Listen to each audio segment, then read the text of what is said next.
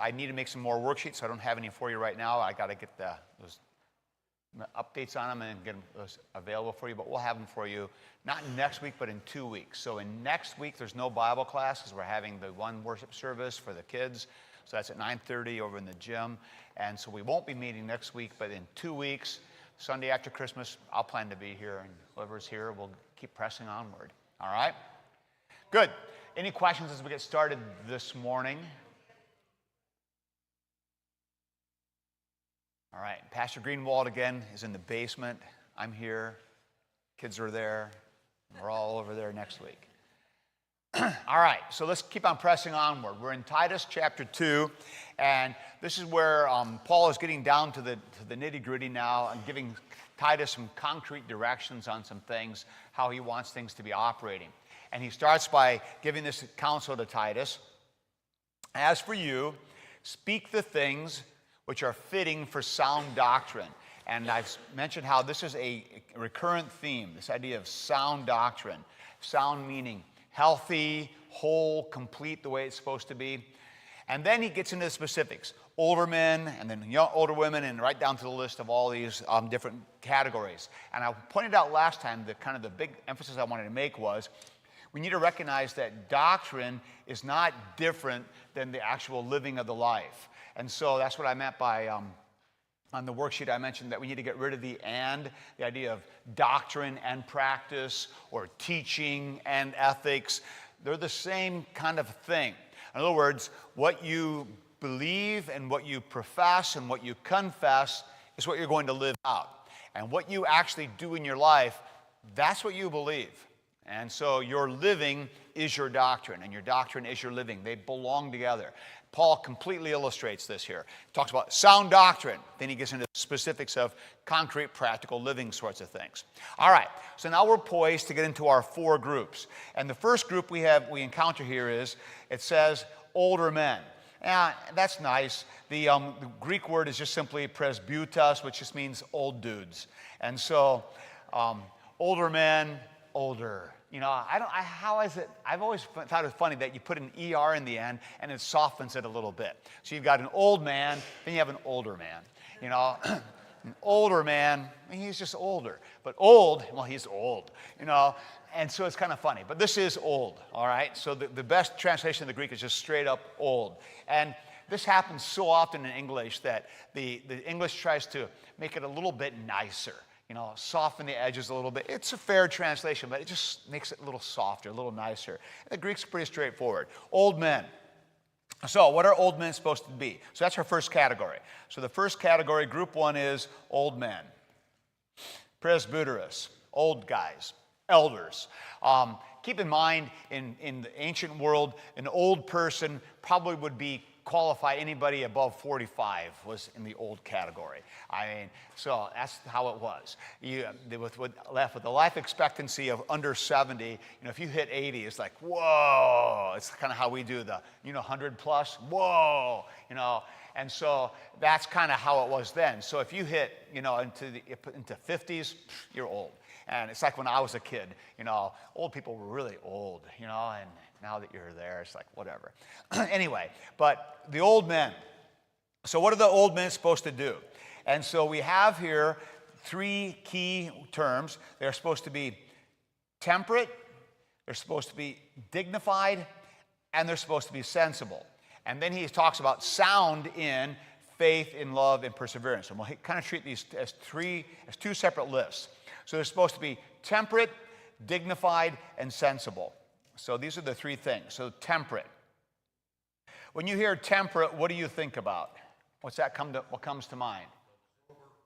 Sober, level-headed. All right, temperate. We've kind of lost the temperance. What did temperance used to mean? Yeah, no alcohol. I mean, this was you had temperance groups back in the 100 years ago, when they were fighting against, the alcoholism and drink and, all the kind of stuff. And so you had the temperance stuff. And that, of course, led to the amendment that everybody in St. Louis laments when we shut down AB for, well, they didn't shut down, they managed, okay, during Prohibition. And so we hear temperance, sometimes we think of not drinking. But it's more the sober, self-controlled, and that's really kind of the best translation, I think, is self-controlled. And so you've got yourself under control. The Greeks thought about this a lot.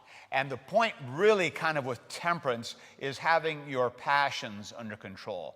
And by passions, what that really means is not just something I feel strongly about, but passions is the idea of your emotions, your reactions. And so that's the real sense of this. So when you have your reactions under control, whether that's anger or desires or irritations, you're self-controlled. You're not reacting to stuff. You're not getting ticked off or irritated or bothered.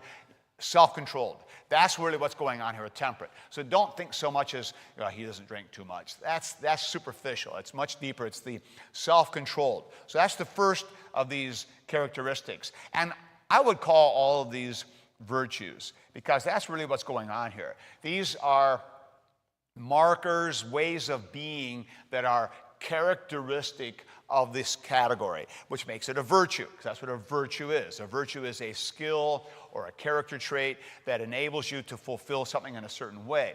So temperate is the first one, self-controlled. Then the next one comes in here, and the next one in English is dignified. Now, when you hear dignified, what comes to mind? What do you think of? It's a word you never hear. Put together, that's not bad. Put together is pretty good. Other thoughts on dignified? It's kind of a word, and it's a word probably we don't see in a real positive light. If we say that somebody has got dignity, it's kind of like, it's like, ooh, who do they think they are? And it's kind of this highfalutin sort of lofty word, so dignified. We think of maybe judges with their robes sitting on the bench, dignified, and that kind of a thing. And that's sort of the idea of it.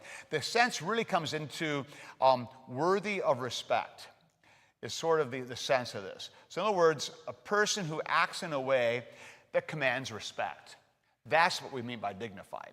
And so it's the person who acts in a way that you say, yeah, they've got their act together. This person deserves my respect. So it isn't somebody who's necessarily haughty or aloof or high above everybody else, but it's just somebody who acts in a way that they've got it together, okay? Worthy of respect. So the dignified is much more the sense of respect is kind of the core word here, and then being worthy of that respect, that's where the dignity comes in. Then the third one is sensible, is how my translation has it. Any other translations got a different word there for that? Sound, that's going to be our next one up, sound and faith. But right before that one. In the NIV, they actually use self-control. Self-controlled there. Okay. This is always fun to see how people translate stuff. Any other words? You get self-controlled, sound. Sensible, what's that? Steadfastness, that's going to come in. That's the third one on our next list. So this is number 3 in the list. We got temperate, dignified. What's your third one in your list? Self-controlled. Yep, that's how people hit that one a lot. The word that gets the best translation for this is the word of prudence. And because this is sophrone in Greek, which is to be thinking right about things. And this is what the Greeks considered the highest virtue, the king of the virtues, prudence. The ability to see things well, know what's going on, make good judgments about things, recognize what's going on. So in a sense, almost like an awareness. The phrase I like, which I think kind of gets at this, is being tuned in. So it's not like you're just super smart, and that's a piece of it, but it's more like just kind of aware, tuned in, knows what's going on. He's not oblivious, he's not dumb, he's not reacting poorly to things. So these are the 3 big things. We've got temperance, we've got worthy of respect, and we've got prudence. And what is interesting is 2 of these 3 are, this one and the first and the third are 2 of the virtues that the Greeks would have recognized. There are 4 virtues. The Greeks recognized 4 absolutely essential virtues: prudence and temperance. Then they also had justice, and then they had courage. And so courage and justice would come into play here. And Paul's not emphasizing those two as much, but we have the temperance and the prudence. So think about these three. If a guy has his passions under control, he's got self-control, he acts in a way worthy of respect, and he's kind of tuned in. Is that a guy worthy of emulating? Is that some guy you want to hang out with? Is that some guy you trust and count on? And see, that's the whole point. This is a stand-up kind of guy. This is a guy who is, we might say, has got his act together. And he's someone that you want to emulate. Some of you say, be like him. That's exactly Paul's point. So, how many old guys are supposed to be like this? Yes, exactly. So this is Paul's idea. This is the standard for all of his old guys. So the old men should all be striving for this. So if you fall into the category of old guy, I'll let you decide whether that fits or not. Some of us, there's no question. Some of you maybe it's still on the verge. But you need to think about, what is it that I'm doing? Am I operating in a way that shows self-control, and that shows that I'm worthy of respect, and that I'm on the ball and kind of paying attention to things? And you can recognize the things when you're not. And this, of course, when it's a true virtue, always translates into actions all the time, not just in public, but even in private and when no one's watching, as we like to say. And so these virtues should be, in other words, characters of how you operate. For most of us, we're all going to say, yeah, I think there's some area for improvement, and there's some areas where I can add to this. Okay, good. Then Paul says, then you also should be sound in. So now he offers just this one term, sound, and sound really kind of has, again, that sense of healthy. In other words, fully functioning. I like that kind of sense of this. So fully functioning, to be sound. It's working the way it's supposed to. Fully functioning in what three things? Well, in faith, in love, and in perseverance. So these things should be manifest as they exhibit faith and love and perseverance. And again, these words are important big words, and in Greek it's like, boom, we got the word, but they get translated in different ways. Faith, not nearly so much. That's just pistis, and love is agape, and you're familiar with, you hear that in English from time to time.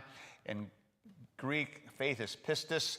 So we have faith and agape, and then we have perseverance. This is the one that gets translated lots of different ways. Sometimes you'll get translated this as steadfastness. Okay, you'll get that sometimes.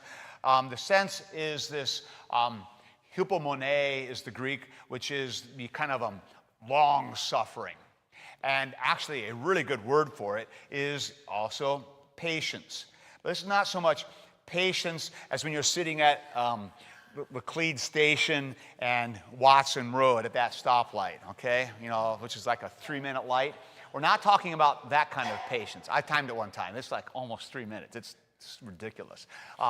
So we're not talking that kind of patience. We're not talking patience of sitting in traffic. We're talking about the patience of the kind of long, enduring, it's going to be all right, toughing things out. And you see how these all tie together. The self-control and the wisdom about things, seeing things wisely. And sophrone, by the way, the prudence, wisdom captures a ton of that. The sense of this kind of just got it together, paying attention. So this hypomone is this enduring patience. So faith and love, and what we usually think about the third one as being hope. You know, you hear this all the time, faith, hope, and love. Faith, hope, and love. Hope, and love. Well, hope and hypomone are actually really closely tied together, because hope, in the Christian standpoint, is that certainty that it's going to be right. The certainty that God's going to fulfill His promise. So how are you able to persevere? How are you able to have steadfastness? It's when you have that certain hope. You know it's going to be all right. You know the outcome. You're certain of it. And so you're able to say, I know what's going to happen, so I can deal with it for now. I can get through this because I know where this is going. So the hypomone, that perseverance and that steadfastness and the hope really belong together. So what Paul has done rather nicely is he's taken kind of three standard sorts of virtues that any Greek would go after.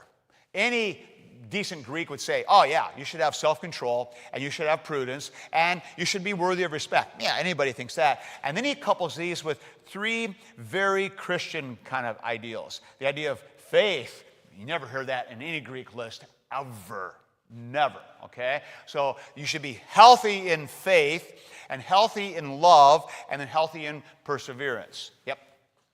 If I understand this correctly, Paul is not looking for this type of man. Correct. He's looking for Titus to teach the people in the congregation, the older men in the congregation.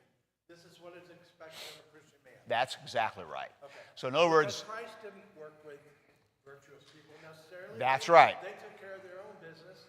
He went to the sinner. Paul is looking for people who are people, and this is the goal. In other words, he's not saying we got these people, these 6 characteristics, there we go, now they can be Christians. Not at all. It's the opposite way, as you're pointing out. You take a dude, and then you form him into this fullness of Christ. That's the sense. Now, a couple more things I want to say about this next 3, because we hear these words, we don't maybe spend as much time thinking about them. Faith is about what? When you hear faith, what comes to mind? What are you thinking of when you hear faith? What's that word about? God?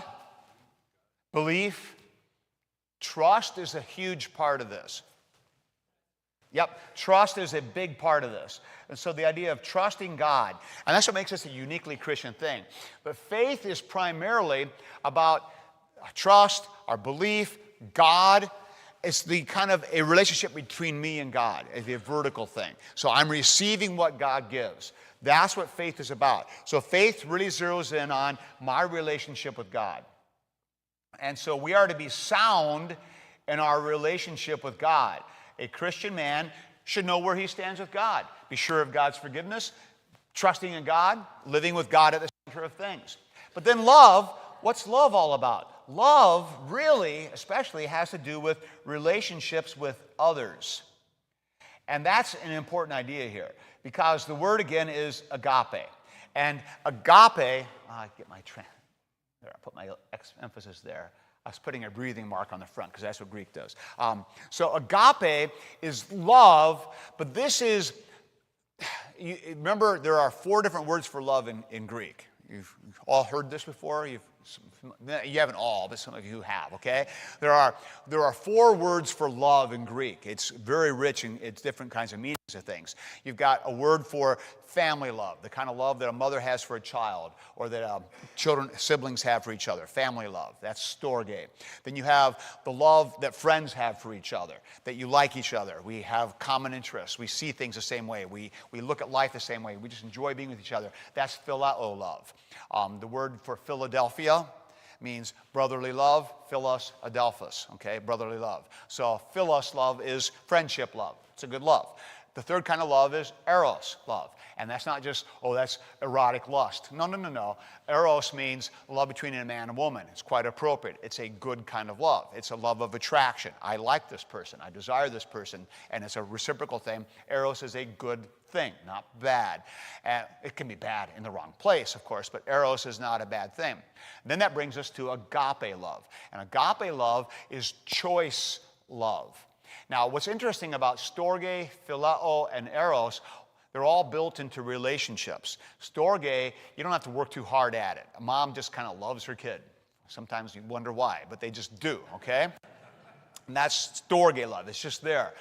Phileo love, again, you don't have to work hard at that. You like we just see the things the same way. These are people you enjoy, genuine friends, not people who irritate you. These are people you like being with, you like hanging out with. You see life the same way. That's easy, okay? And eros love, man, you got all the connections. I want to be with this person. So that's easy. Agape love is different. Agape is when you say, this person does not deserve my love. I don't like this person very much. This person's annoying, quite irritating. I'm going to love them anyway. That's agape love. Uniquely Christian love. And it's the word that shows up all over the place in the New Testament. So when Paul says, you guys, I want you to be sound, healthy, in faith. In other words, I want you to have a right relationship with God. And I want you to be healthy in agape. What's he telling them they should be? They should be tuned into the neighbor, loving the neighbor, caring about the other person, living for the sake of the other. And so we hear these words, faith and love, whatever, blow right past. There's a sermon in each one of those. So faith is you've got your life right with God. You're living with God at the center. And then love means you're living for the sake of the other people around you. You're not self-absorbed. You're living for the sake of other. And then the third one is that perseverance, the patience enduring. That's another way to translate it. Patient endurance. How does that fit with all the rest? Man, if you're going to have this faith in God and you're going to love people around you who are sometimes not very lovable, how much endurance do you need to do to pull that off? Okay? So they all go together. And that sense of this hanging in there and doing what needs to be done and sticking it out. And then when you're doing that, you're doing it with temperance, with self-control. You're doing it with this dignified way of operating, worthy of respect. And you're doing it with kind of being tuned in. Man, you get a guy who's got all 6 of these virtues going. What kind of guy is this? He's pretty extraordinary. This is a guy that you say, man, I want more of them around. I want a whole church full of them. And that's exactly Paul's point. Okay? So what should these old guys be like? Like this. And if we had a church with a bunch of guys like this, man, wouldn't that be awesome? Exactly. That's the point. Well, there you go. You can make your own judgments. I think we're on the right track. Yeah, I saw a hand kind of, yes, Marlon. So let me say when we look at the system,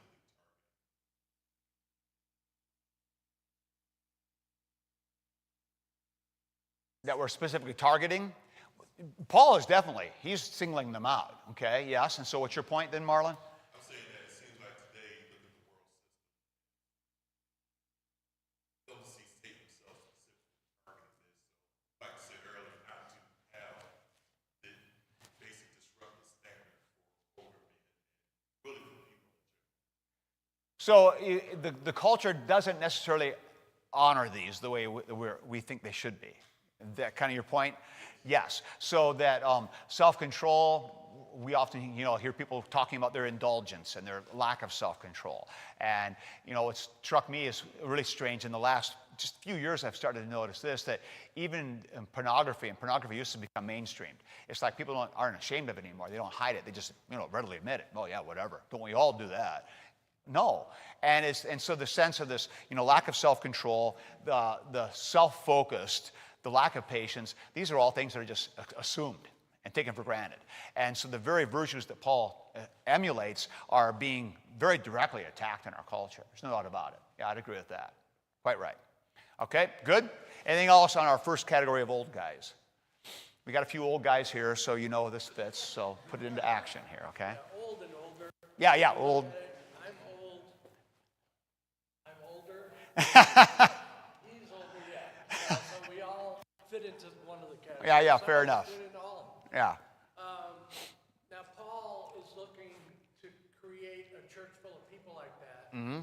But he also has to understand that the devil, Satan, is a very powerful Oh, yeah. force, that he plants things in our heads. He puts temptations in front of us every day. Yep. And men stumble. Yep. They don't get tossed out of the church because they stumble. Well, yeah, we do. I don't want them around. No, this is always the sinner-saint thing. We're striving to be what God calls us to be. We know the standard. We know where we're headed. We know what God desires, and we're working toward it. We mess up. We fall short. We never get there. Even our very best days, when we're honest about how we're doing and what's going on in our own heads, we know the score. And what we project and what we actually experience inside can be very different things. We know that too. That's all part of the reality of living the Christian life. And so we're always in process. And that's where the faith becomes so central, because the faith always reminds you, God has given you his grace. You have his forgiveness. And even as you strive to love, and you don't always do very well, you still have his grace and forgiveness. Absolutely right. Good. Okay? All right, next category. So who's our next group? Older women. That's right, older. No, you can't. You never call a woman an old woman. What's that? Yeah, seasoned, experienced. Yeah, experienced. Well-worn. No, that's not so good either. Older women. So we go from old men to older women, and I think we'll always add the ER on there to soften it just a little bit as is appropriate. And so then Paul gives his list here. Now, the translation I've got is interesting, and I'm going to challenge it just a little bit here. So older women likewise are to be reverent in behavior, not malicious gossips, nor enslaved to much wine, teaching what is good. And then verse 4 starts shifting the gears a little bit. So we just got one verse here for them.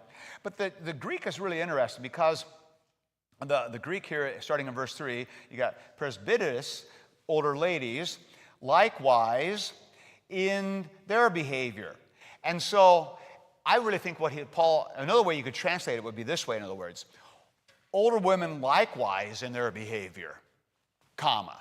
So in other words, what's the likewise referring to? Exactly. All 6 of the above. And I think that might even be the better way to translate this, because the way the English comes across is like, okay, we've got one list, now here's the next list. And that's really not how I would read the Greek. I would read the Greek more as that likewise referring back to older women, same goes, same, okay? But then he adds a few more things. Okay, there's a few more he's got maybe specifically in mind. Maybe he knows about Henrietta there in that church. Who knows? He's got somebody in mind. Don't know. Okay, so older women in the same way. But then he adds on a couple more things. He says, reverent in their behavior. And see, this is where I think the translation really limps, because reverent is actually a separate thing. So likewise in their behavior. And then he says, and in addition, they should be reverent, not malicious gossips, nor enslaved to much wine, teaching what is good. So here are some specifics that Paul adds to that list of 6, which I think do apply to all of us, and says now some more things to think about. So this first one is they should have the demeanor of when he says reverent in behavior, the Greek is interesting because it has the sense of one who hangs out in the temple, one who does temple stuff. And so in other words, should have the demeanor of a worshiper. That's kind of what he's getting at. And that's why you get the sense of reverence. And that's what NASB went with, reverence. Okay? And again, we hear reverence, and we think Reverend Mother, and we get the nuns walking around, being very pious, and, very reverent. Yeah, and that's a piece of it, but it's kind of like doing temple work. And the sense of the piety kind of comes in here. So what would this look like? What does this mean for an older woman to have all those other characteristics, but also to be especially reverent or worship-like, a worshiper, having that kind of posture? That their actions reflect Christ. All right, that their actions reflect Christ. I think that's good. That their actions reflect Christ. That's absolutely there. Any other thoughts on this? This idea of this worship-like kind of way of operating, having the demeanor of a worshiper. What would that look like? The quilting group. Fair enough. Our prayer warriors. Our prayer warriors. I think you're onto this a little more. I really think what Paul has in mind here, he is thinking about outward behaviors. He's not just thinking about attitudes, he's thinking about outward behaviors. And what he's encouraging is he sees these older women as being women who just act in sort of a pious way. They act with control, and they're not doing, they're kind of showing a reverence to God by how they operate. A 21st century influencer. This is his hope, for sure. This is where he's definitely going with this, the sense of an influencer. But he wants them to have this sort of a pious demeanor. Right. And so part of the influence they give is a God-word attitude. I'll put it that way.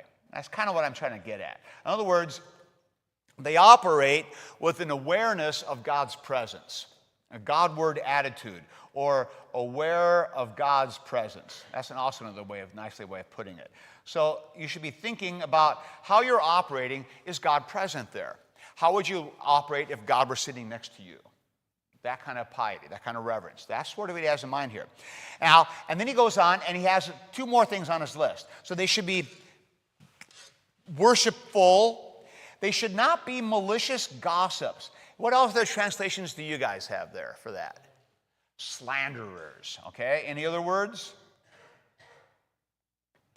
Oh, slanderess. No, it's slanderers. Okay, slanderers. You're going to be really surprised at the Greek on this one. So they should be doers of the temple, and they should not be diabolos. Okay, in English it looks like this. Diabolos. Yes! That's what the Greek is. It's kind of shocking. And I haven't seen an English translation that picks up on this. But Paul's word in Greek is they shouldn't be diabolos, and it means diabolical. Because the word in Greek for devil is diabol. And so diabolos means devil-like. They shouldn't be little demons.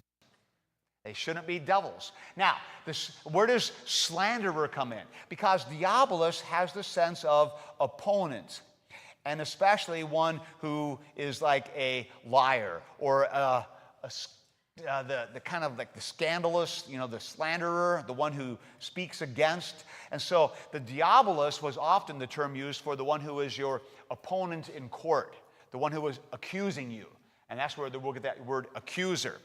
And so the sense that Paul has here, we hear malicious gossip and we think about that kind of stuff. Yeah, perhaps. But I think there's also the sense of this kind of the accuser, the opponent, the one who's always after the other.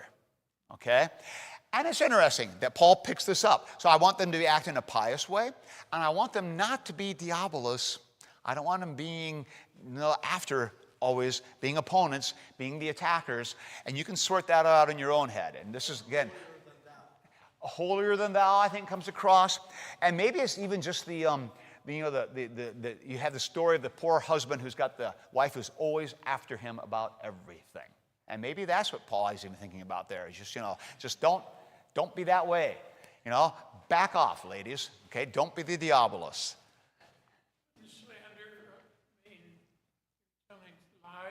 Slander means telling lies, and that's why it's not the best translation, I don't think. It's not just that, you're making up lies and you're spreading false truth. Okay, that's wrong, no doubt.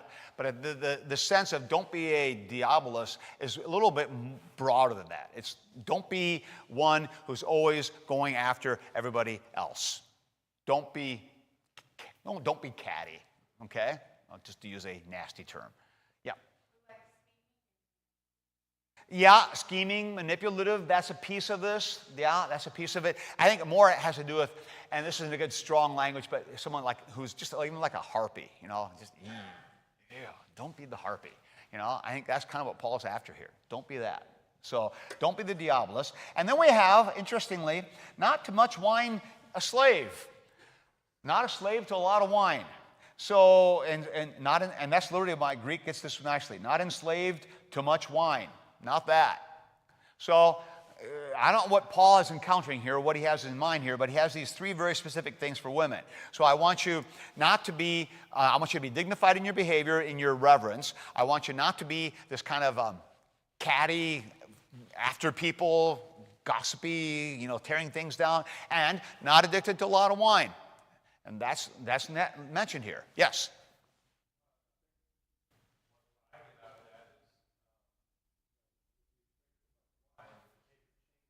True. Yeah. Yep, that's I think there's all tied in together here. Yep. All right. So it's fascinating that Paul recognizes these things that are very real. Now the question, of course, is always, we're here 2,000 years later, do these words still resonate with us today? Yeah. And we say, yeah, this stuff's relevant. Things are the same, which confirms for me the old adage, people just stay the same. People are the same, are the same, are the same. And it doesn't matter what culture you're in or what decade you're in. And I get really tired of, Gen Z and Gen X and millennials. And shut up with all that. People are people. Yeah, we have our proclivities, and maybe we have our little things we're kind of prone toward, but people are people. And they are that way across the time, all places, all times. All right. Paul's directions are meant to make the church look pious. And this is not a bad word. Pious means acting in a godlike way. And that sense of aware of God's presence. That's the kicker here through all this. You act like you know God's around. And that's what he expects the women to look like. All right, now, All of this has a purpose, and that's where Paul goes with this. So, why? And then finally he says, teaching what is good, so that. So there's a purpose for this. So these women, he's got a lot expected of them. He wants them to be acting in a way that is really worthy of this respect as well, and in this way that God has their act together, they're not causing trouble. They're not stirring things up, so that they can teach what is good, and they encourage the young women to love their, and then we had our list. So this is very interesting, because what Paul does is Paul takes the category 2 and he almost immediately slides into category 3. Their upright character has a purpose, and that is to influence, and this is exactly right, what Pastor Schmidt gave us, influence the younger women. And so he wants them to be influencers. He wants them to be examples of how things are supposed to operate, what this should look like. So Titus is given this instruction of what to be doing. And what's very interesting is Titus is not told to instruct the younger women. Let's notice this, all right? So Paul is telling Titus, here's what I want you to do. I want you to, older women, to teach these things. Older women are to be this, and older women should be this, and then older women should be that, so that they may encourage the young women to do these things. And so who does Paul envision is going to be teaching the young women how to be good women? The older women. He doesn't think Titus is going to be doing that. He assumes that's the role of the older women. I think there's something wise here, okay? So Paul doesn't envision Titus walking to the young ladies group and saying, okay, let's teach you how to be good wives now. That's really, he thinks, the job of the older women. And there's probably some kind of the propriety of what was appropriate for each category and who should be doing what. I think that's clearly what's going on in Paul's mind. All right, so now we're ready to roll into the third category of the younger women. Anything else for the older women? And you can decide what category you fit in. Ladies, I would never hesitate to make, I would never venture to make such an assessment. In the 21st century, given all the temptations and the confusion and everything, Yeah. with our kids and grandkids, there's a lot of forgiving people for what they do and Yeah. saying, it's okay, it's okay. But Yeah. in the first century, when Paul had the 3 virtues and then the 3 results of those virtues, Yes. were they forgiving if somebody came up a little short? If they fell short, I'm not sure if I've got any information on that, attitudinal, how things were. I would suggest this. I think that the culture that we live in the West has been so influenced by Christianity that we have this kind of sense of mercy cooked into us a lot more than the ancient Greeks did. I'll venture that, because in the ancient Greek world, things were pretty harsh. And if somebody didn't measure up, they didn't measure up. And you didn't deal with them anymore. The sense of caring for people who are even beneath you in dignity, that's a very Christian idea. And that sense of chivalry and that sense of cutting people slack, that's a very Christian idea. And part of what we experience in our culture is the result of the Christian influence. And we sometimes lament that it's gotten a little too crazy and a little too, let everything go kind of stuff. But at the same time, it really came from us. It's a Christian idea. Yeah, there was that tendency to be a little harsh, and so that's, or worse. And so Paul is always often encouraging, the kind of the long-suffering sort of a thing. Yeah. All right, good? Okay, good. Let's go to the younger women. So what does Paul expect of the younger women? And this is implicit, because he never tells Titus to do this. He just says, so that they may do what? Encourage the young women. And encourage is a great word. It's the same word that Paul uses for the Spirit, the parakaleo, the encourager, the advocate. And this is the one who, you can do this. Cheerleader is a great idea of this. And so it's not a harsh thing. This is not an admonish or rebuke. This is just, being a positive encouragement. So that they may encourage the young men to what? So, cool list here. Love their husbands, love their children, and then sensible, pure workers at home, kind, being subject to their own husbands so that the word of God will not be dishonored. So a pretty good lengthy list here of what the younger women are supposed to be doing, and Paul gives some pretty clear direction here of what they should be looking like. And it's nice. The parallelism in Greek is really strong, how this comes through here. And I'll just show you the Greek again. I know you're not reading Greek, but it's just kind of cool to see the parallelism. So the tas, naas. That's the word for young, and it's feminine, so it's young ladies, and it's just that, and young women, young females. Philandrus, and it's one word, which means husband lover. They should be husband lovers. And anai is the verb, and then philotechnos, kid lovers. And what's cool, I want you to recognize this, you can see it right here just looking at the two words in Greek, how parallel they are. They look the same. And there's a beautiful parallelism, and they're just single words. And so Paul says, I want these women to be husband lovers. I don't want them to be kid lovers. These are the first two things on the list. It's kind of nice. And so Paul wants them to be husband lovers. That's the first thing. So young ladies, love your husbands. And then next thing, children lovers. And this usually almost always gets translated loving their own kids. Maybe it's implicit, but it's not in the Greek. The Greek just says they should be husband lovers and they should be kid lovers. So this is the first two big things. Love your husbands, love your kids. You need to be doing that. And they're also supposed to be, what's the next thing up here? They should be pure, sensible workers at home. And again, that's a single word in Greek. They should also be home lovers. And I'll put it that way. Now, this can easily get construed as, oh, you're trying to shackle them in their houses. No.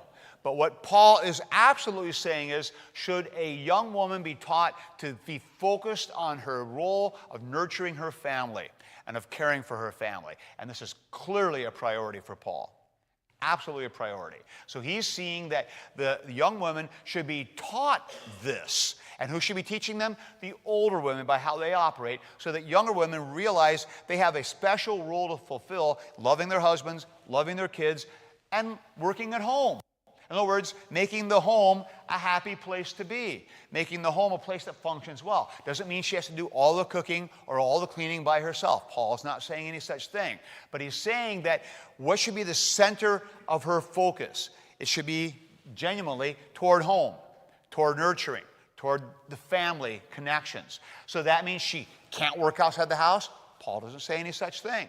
But even when she's working outside the house, what is her primary driving thing? It's still oriented toward home. And what's interesting is all kinds of studies have been done on this kind of stuff, and the results have come back consistently the same again and again and again. And that's that women tend to be wired exactly this way. Even when they are working outside the home, their primary focus is always back home, what's going on at home, and that's where their heart is, and that's where their focus is, that's where they're really zeroing in on. Dudes tend not to be that way.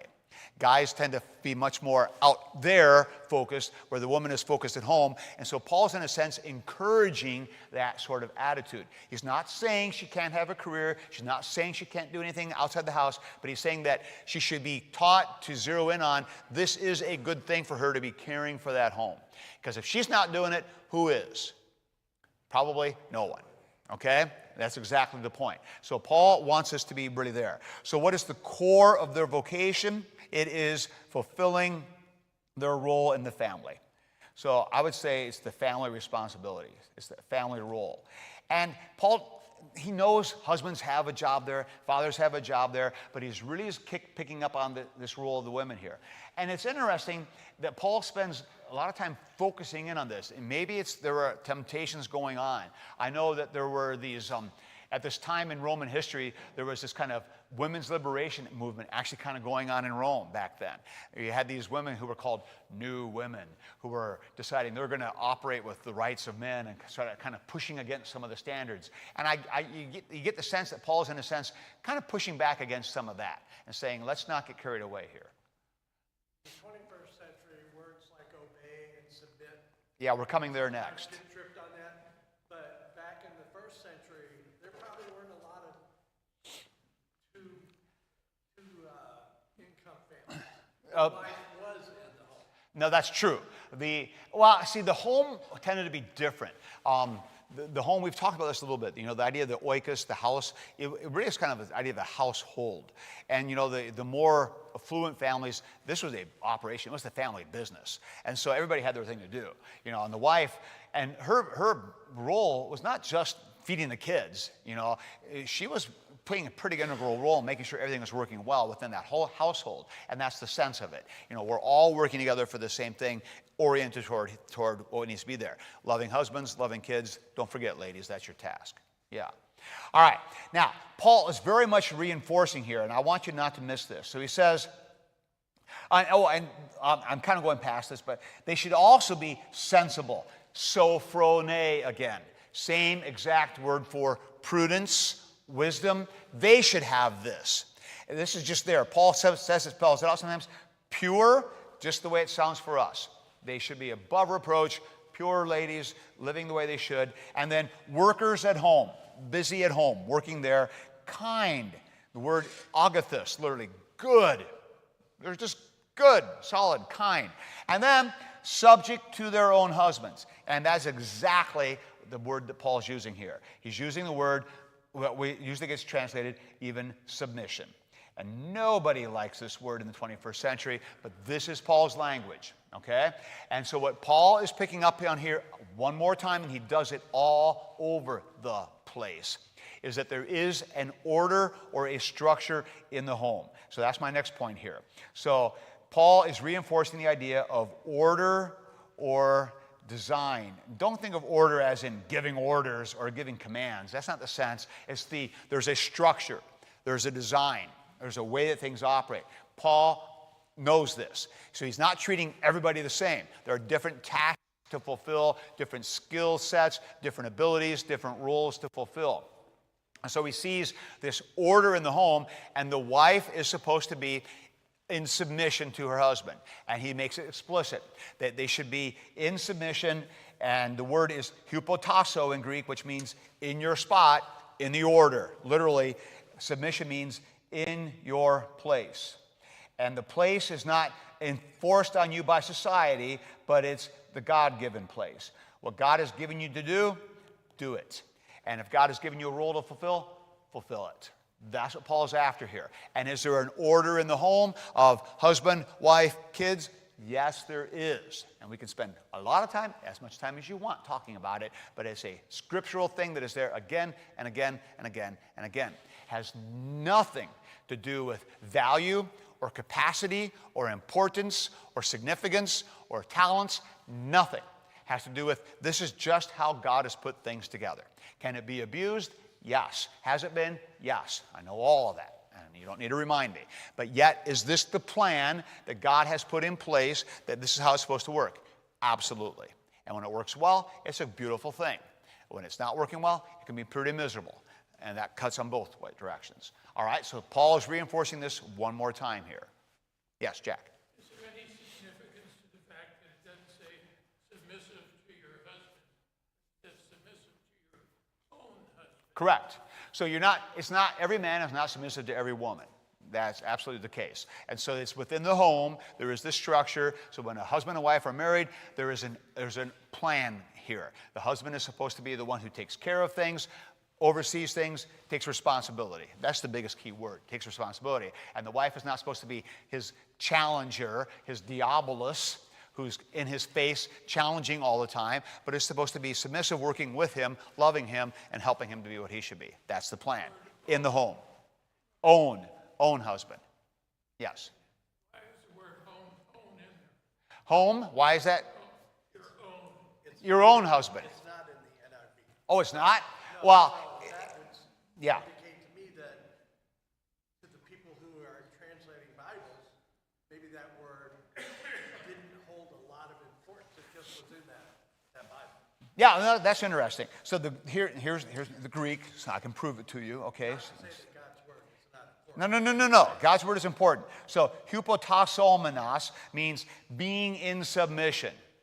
It's a perfect passive participle. They are in this submission position. And then tois idios means to their very own uniqueness. Idios means what's unique to me, my own. And so tois idios, andrasin, that's husbands.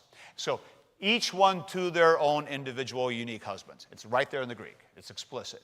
And so if the English drops it out, they're just being a little sloppy, okay? So it should be each one to their own husbands. That's NISB. Now you see why I like the New American Standard Bible. It's almost always this pedantically, word for word. To each one their own husbands. That's exactly it. And then what's the goal? So that the word of God will not be dishonored, literally blasphemed. So, see, what starts coming together here now is that the word of God would be dishonored if the women weren't doing this. So in other words, if people start seeing Christians as being home wreckers or not functioning the way they should, that would blaspheme the name of Christ. It would cause disrespect. It would tear down the witness. Paul is always concerned about what is the witness we're giving to the world. And what's the picture you start getting? How should Christians be portraying themselves on this island of Crete? What should they be known as?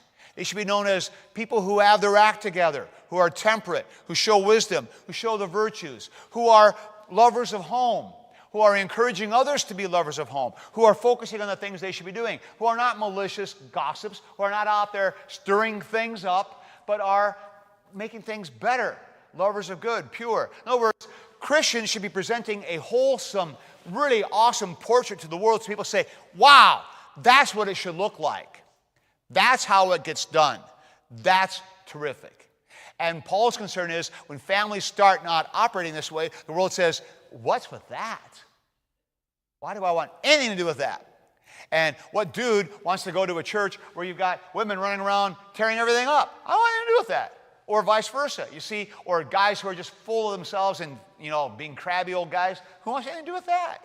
So it goes to witness. It goes to the portrait being shared. And Paul's clear here. So that the word of God will not be dishonored. And the word of God means the message of the gospel.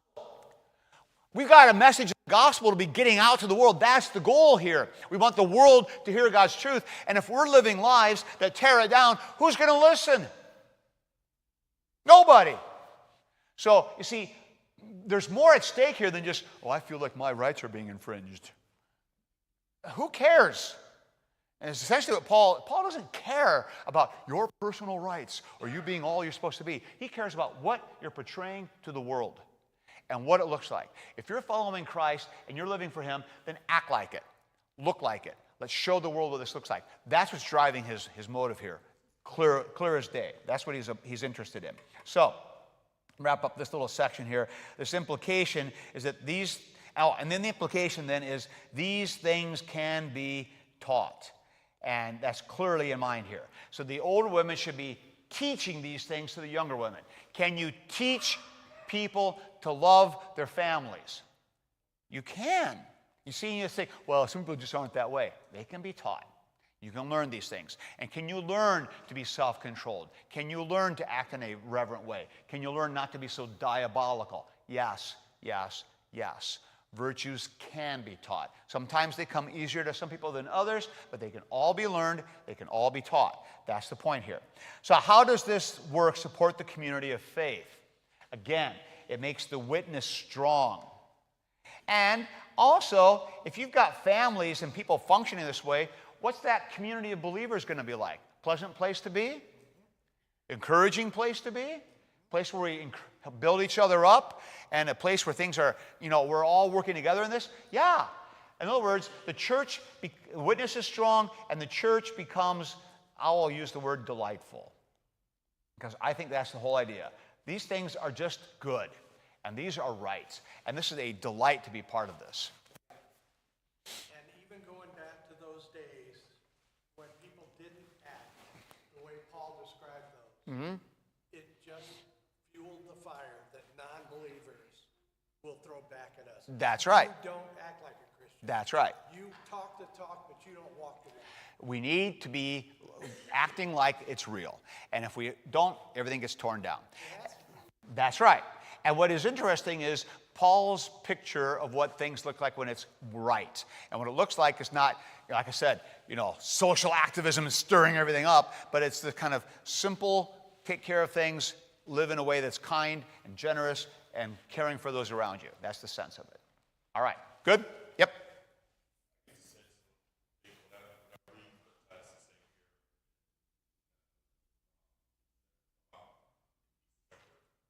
To be separate, to look different. Oh, yeah. Yeah. And if you think about living this way, you know, this kind of simple, straightforward, you do look different than other people who are busy out trying to take care of themselves. And it's a very different way of looking. And I want you not to miss this, that we often think about, you know, oh, you know, Lutherans are always so, you know, shy and retiring and don't call attention. That's right. That's an appropriate way to operate. It really is. And so it's not just a kind of a cultural trope that we kind of make fun of, and we do, but I think there's something right about take care of your business, take care of things, you know, look after the things that matter, and you don't need to be flamboyant and making a big splash. Zero in on the things that matter. That's what Paul's really getting after here. And these are right and good things, and there's power in that far more than we realize. You know, the family who just functions with their act together, man, that makes an impact, because those kids end up looking like that as well. And that makes a huge impact. All right, we've got one more category. It's got a few minutes. Let's do this one real fast. Category 4, who's left? Yeah, the young dudes, all right? And so all the young dudes, all right. So the young dudes are left. And what does Paul have to say to them? You think, oh, he's going to have a lot to say to them. Not much. Likewise, urge the young men to be sensible. Done. That's it.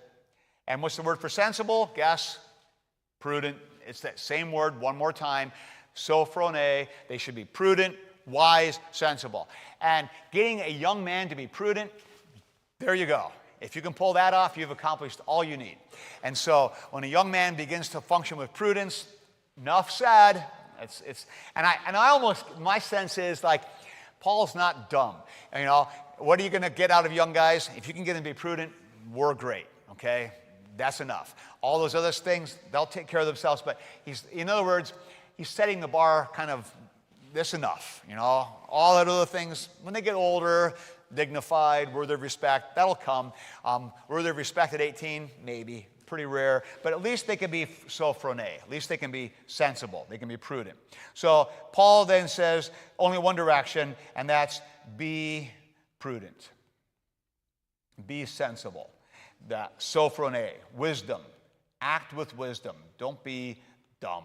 All right? And this encompasses control over their whole self. So their functioning with self-control is implicit in all this. Now, what's important then in verse 7 is the role that Titus has in all this. In all things, show yourself. That's the self is Titus, because Paul is talking to Titus. In all things, show yourself, Titus, to be an example of good deeds, with purity in doctrine, dignified, sound in speech, which is beyond reproach, so that the opponent will be put to shame, having nothing bad to say about us. Again, the common themes, again and again and again, the witness thing. And so Titus is supposed to be functioning in what way? Titus has a responsibility as example. So Titus probably falls closest to that young man category. And so he's being sent there as a younger guy, and Paul knows that. He's a younger guy, and he needs to be an example to the other young guys to show them how to operate.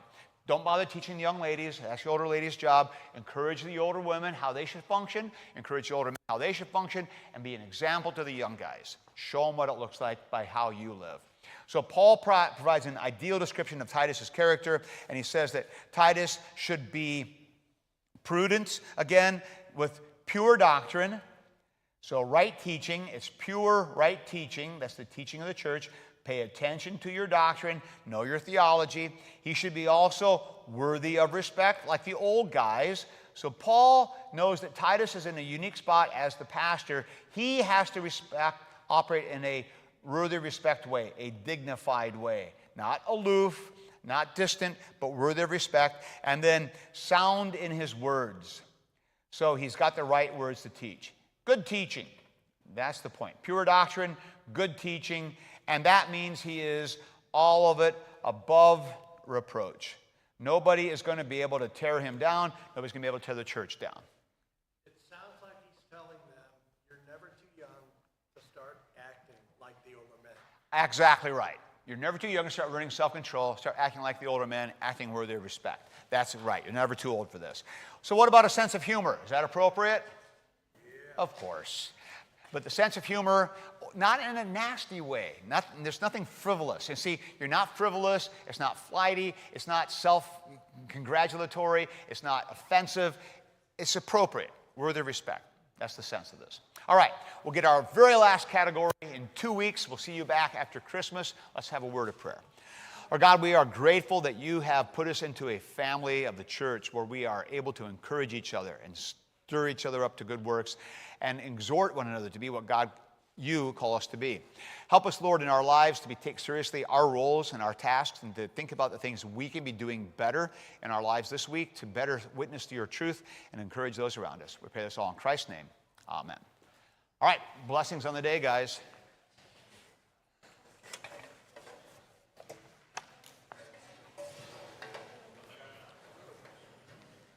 A few weeks ago, I told you a little something about my past. Yes, I remember. I didn't tell you that about 6 months ago when God started moving things in my life,